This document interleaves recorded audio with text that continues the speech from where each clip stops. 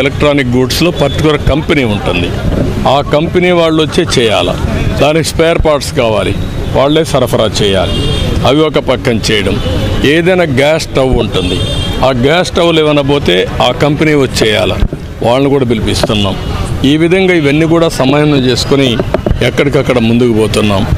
ఇది ఒక పక్క చేస్తూనే ఇంకొక పక్క ఎవరైతే మోటార్ బైక్స్, ఆటోలు, స్కూటర్లు, కార్లు ఇవన్నీ కూడా తడిచిపోయినప్పుడు కొంచెం వీళ్ళందరికీ ఏం చేయాలి? కొన్ని కొట్టుకొని పోయినాయి.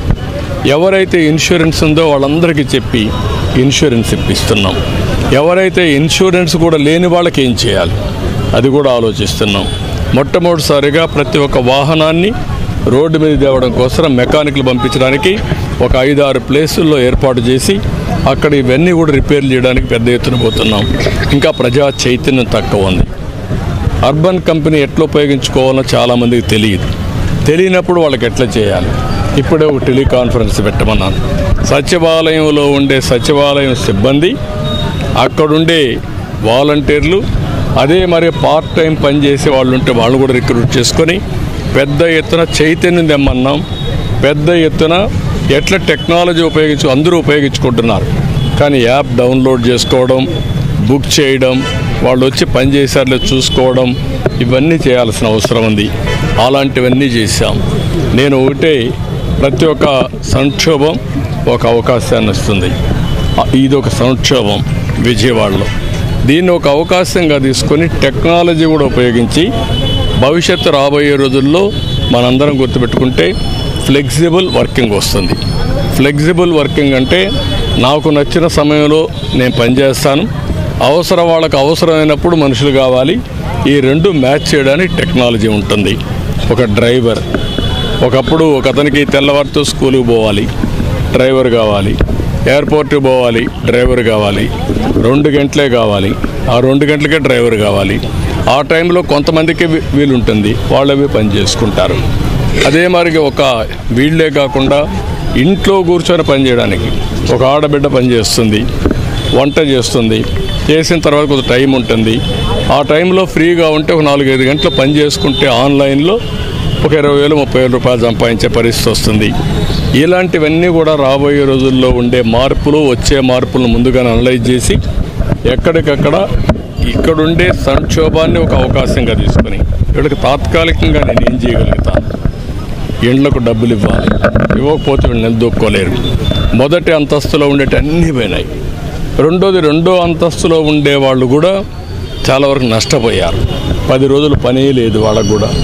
మూడోది షాపులు ఉన్నాయి, తోపుడు బండ్లు పోయినాయి, చిన్న షాపులు పోయినాయి, చిన్న కిరాణా కొట్లు పోయినాయి.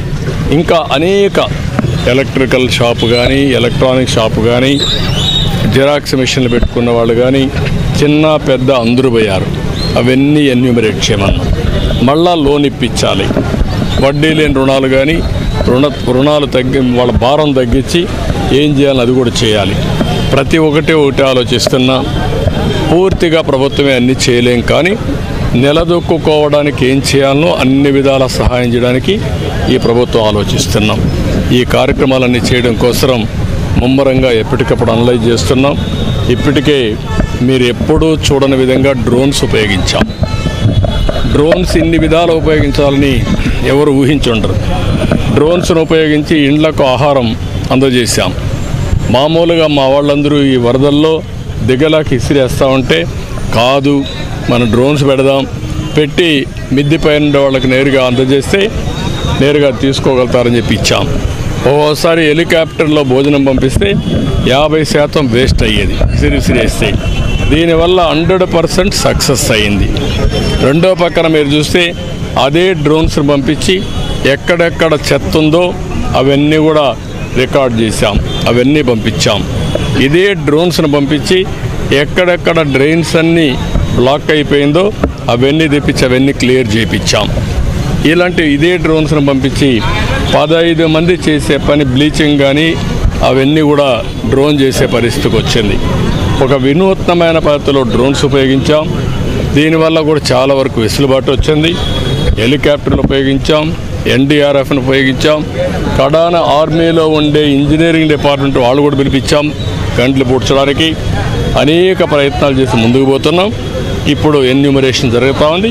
ఇది జరిగిన తర్వాత ఏ విధంగా అందరికీ న్యాయం చేయాలో చేసి అక్కడి నుంచి మళ్ళీ ఎప్పటికప్పుడు దీన్ని సమీక్ష చేసుకుంటూ వీళ్ళకు ఒక డైరెక్షన్ ఇచ్చి అన్ని విధాల వీళ్ళ బాధలు తగ్గించడానికి మళ్ళా మెరుగైన జీవితాన్ని గడపడానికి ఏమేమి చేయాలో అవన్నీ చేపిస్తాం. ఇది తిరగని ప్రాంతం లేదు, తిరగని లైన్ లేదు, ఇన్నిసార్లు తిరిగారు అంటే సాటిస్ఫాక్షన్ లెవెల్స్ అంటే ఒక కష్టంలో ఉన్నప్పుడు సమస్య జటిలమైనప్పుడు ఆ జటిలమైన సమస్యను పరిష్కారం చేస్తూనే దాని ఫలితాలు కూడా అధ్యయనం చేసుకొని మళ్ళా మార్పులు చేర్పులు చేసి మళ్ళా ఫాలోఅప్ చేసి తప్ప సాధ్యం కాదు.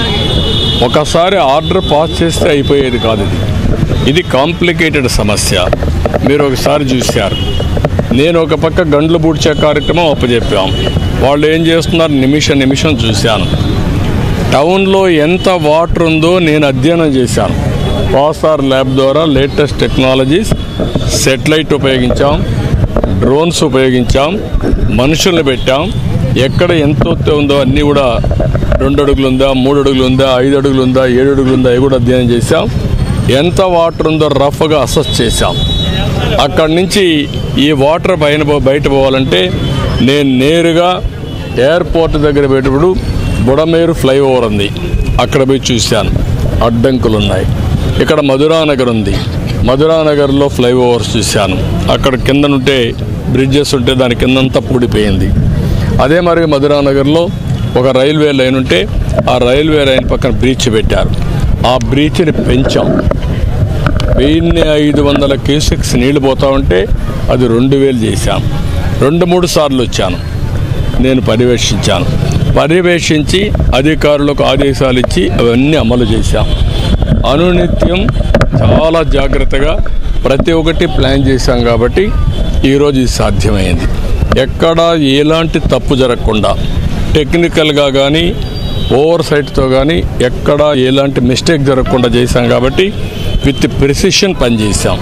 నేను ఒక్కడనే కాదు, మా అధికారులందరూ కూడా అదే మరి పనిచేశారు. ఎప్పుడూ లేని విధంగా 4-5 అడుగుల నీళ్ళల్లో బురదలో తిరిగారు. అందుకనే ఈరోజు ప్రజలకు కూడా ఒక నమ్మకం కల్పించింది మొత్తం ప్రభుత్వ వ్యవస్థ మొత్తం. ఇలాంటి కార్యక్రమాలు చేయాలంటే ఎప్పుడు కూడా కొన్ని సమస్యలకి ఈజీ పరిష్కారాలు ఉండవు, సులభమైన పరిష్కార మార్గాలు ఉండవు. అన్ని విధాలుగా చేసి ఎప్పటికప్పుడు ఈరోజు కూడా 9వ రోజు మళ్ళీ వస్తే బట్టలు లేవంటే మళ్ళీ ప్రొక్యూర్ చేయమని. ఎన్ని ఉన్నాయో ఎన్ని వేలున్నాయో తెప్పించండి, రేపు మార్నింగ్ మళ్ళీ డిస్ట్రిబ్యూట్ చేద్దాం. కనీసం కొంతమందికైనా ఇద్దాం.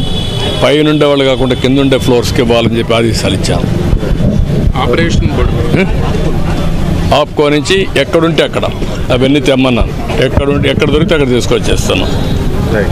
అదే మరి ఎంక్రోచ్మెంట్స్ ఉన్నాయి, దానివల్ల అది కూడా బుడమేరు ఆపరేషన్ స్టార్ట్ అవుతుంది. డెఫినెట్గా అవన్నీ చేయాల్సిన అవసరం ఉంది.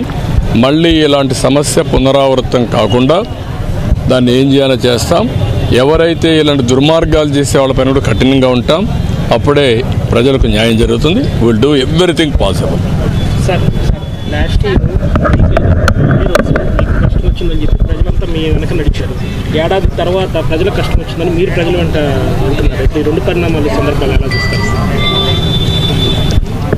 అంటే ఆ రోజు ఈరోజు 2 ఒకసారి మీరు అధ్యయనం చేస్తే ఎగ్జాక్ట్గా 1 సంవత్సరం ముందు నా మీద ఎలాంటి ఆధారాలు లేకపోయినా తప్పుడు కేసులు పెట్టి ఆ రోజు జైల్లో పెట్టే పరిస్థితికి వచ్చారు.